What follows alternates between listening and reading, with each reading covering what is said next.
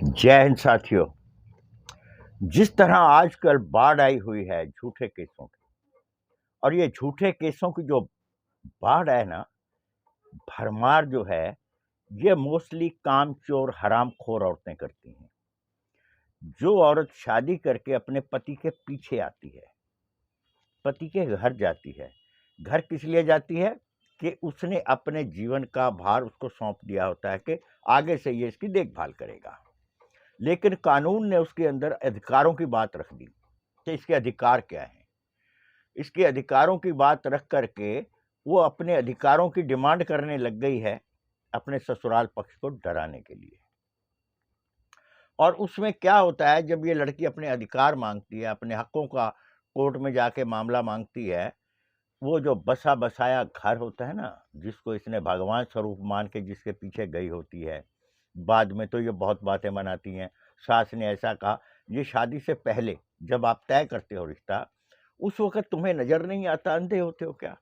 उस वक्त तुम्हें ये नजर आ रहा होता है कि लड़के के घर प्रॉपर्टी कितनी है, लड़के के घर माल कितना है। आप लड़के से तो शादी करते ही नहीं है, माल से शादी करते हैं।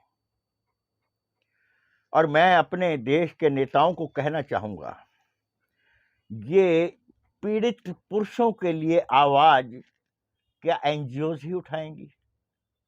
हम लोग उठाएंगे?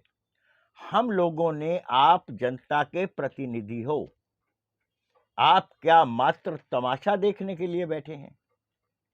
यह संशोधन जो नेताओं को करना चाहिए, एनजीओ चिल्ला रहे हैं, लाखों पुरुष मर रहे हैं, नेता चैन की बंसी बजा रहे हैं, देख रहे हैं।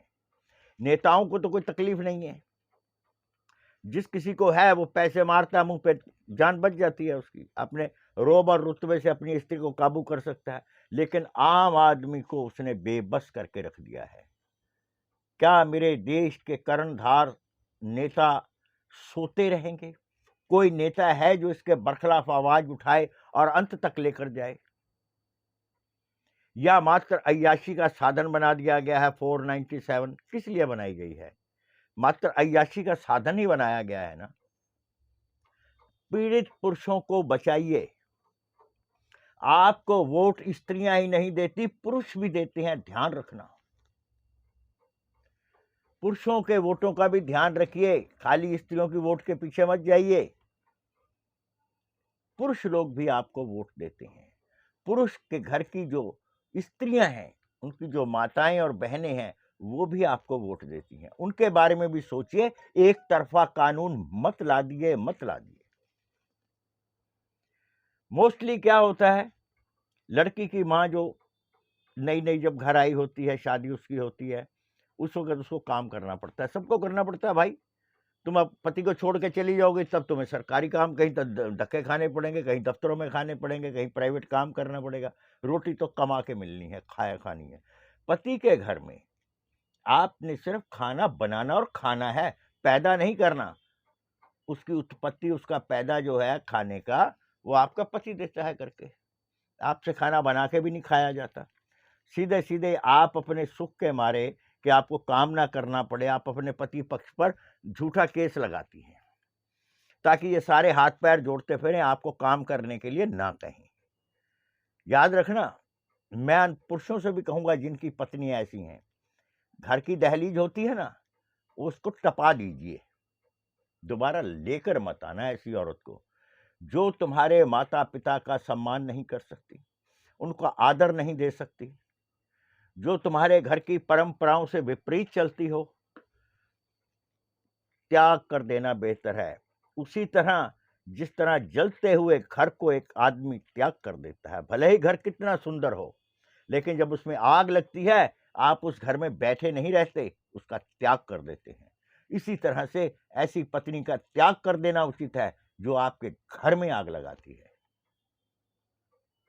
और उसके घर, आपके घर में सबसे पहले ये जो आग लगाने वाली माचिस है ना, ये आपके रिश्तेदार लेके बैठे होते हैं। ये आपकी बहू को बेटा बेटा करते हैं, बेटा तू तो बहुत सुंदर है, बहुत साऊ है, तेरी सास तो ऐसी है, तेरी सास वैसी है, तेरी ननद वैसी है। इनकी बातों में आकर के जो बहू झूठा केस करती है, इनको तू दबा ले, ये दब जाएंगे। कोई नहीं दबेगा, घर से बेघर हो जाओगी। एक पैसे की वैल्यू नहीं रहेगी तुम्हारी, सिवाय वकीलों और थानों के चक्कर काटने में ही तुम्हारा जीवन व्यतीत होगा। और जब तक तुम्हें तलाक तो लड़के देंगे नहीं, और मान लो अगर किसी ने दे भी दिया तब तक तुम किसी के घर बसाने योग्य नहीं रहोगी। इसलिए मैं अपने देश के नेताओं से कहूंगा, मेरे देश के नेतागण, मेरे देश के कानून बनाने वाले, कृपया इस ओर जरूर ध्यान दें। एक तरफा कानून अपराध को जन्म देता है। चाहे जुल्म होने वाला, जिसके ऊपर जुर्म हो रहा है, चाहे वो अपराध करे, वो तो अपराध कर ही रहा है जो झूठे केस लगा रहा है कानून के द्वारा। इसमें कानून भी उतना ही दोषी है जितना झूठा केस करने वाली। अगर कानून को निर्दोष बनाना है, कानून को सबके लिए समान बनाना है, तो कृपया करके झूठा केस करने वाली को कठोर दंड दिया जाए। ये अपमान है मेरे देश के न्याय का। एक तरफा कानून, दोनों पक्षों की सुनो। और सबसे बड़ा अपराधी घर तोड़ने में, लोगों के घरों को जलाने में, बच्चों को आत्महत्या की ओर उकसाने के लिए, ये जो बच्चे आत्महत्या करते हैं ना, और जो उनका परिवार की बर्बादी के लिए, लड़कों की परिवार की बर्बादी के लिए, ये कानून सबसे बड़ा गुनहगार है, क्योंकि ये एक तरफा है। पुरुष पक्ष की सुनी जाए। नेतागणों, कुंभकर्णी नींद से जागो। तुम्हारे अगर घर में आग नहीं लगी, लाखों घर जल रहे हैं, उनकी ओर देखिए, बुझाइए आग को। कानून में बदलाव कीजिए। आपको बदलाव करना होगा, नहीं तो फिर क्रांति आती है, और वो क्रांति फिर आपसे संभलेगी नहीं, आप भी उस लपेटे में आ जाएंगे। जिसका बच्चा मरता है ना, आत्महत्या करता है या पागल हो जाता है झूठे केसों से, उसके माँ बाप ही उस दर्द को जानते हैं। आप नहीं जानेंगे, आप तो कुर्सी पे एसी रूम में बैठे हैं बड़े ठाठ से। मैं विनम्र निवेदन करूंगा अपने देश के कर्णधारों से, इस ओर ध्यान दें। और बच्चों से कहूंगा, बच्चों थोड़ा धैर्य रखें। जो अपने अधिकार मांगती हैं लड़कियां, इनमें इतना उतावलापन होता है कि ये सोचती हैं आज केस करेंगे, कल हमारे को नोटों की बोरी आ जाएगी। इनको ताकने दीजिए इनकी बोरी की ओर। बोरी में से निकलेगा घंटा बजाने वाला, वही देना इनको, तभी ठीक होंगी ये। जय हिंद।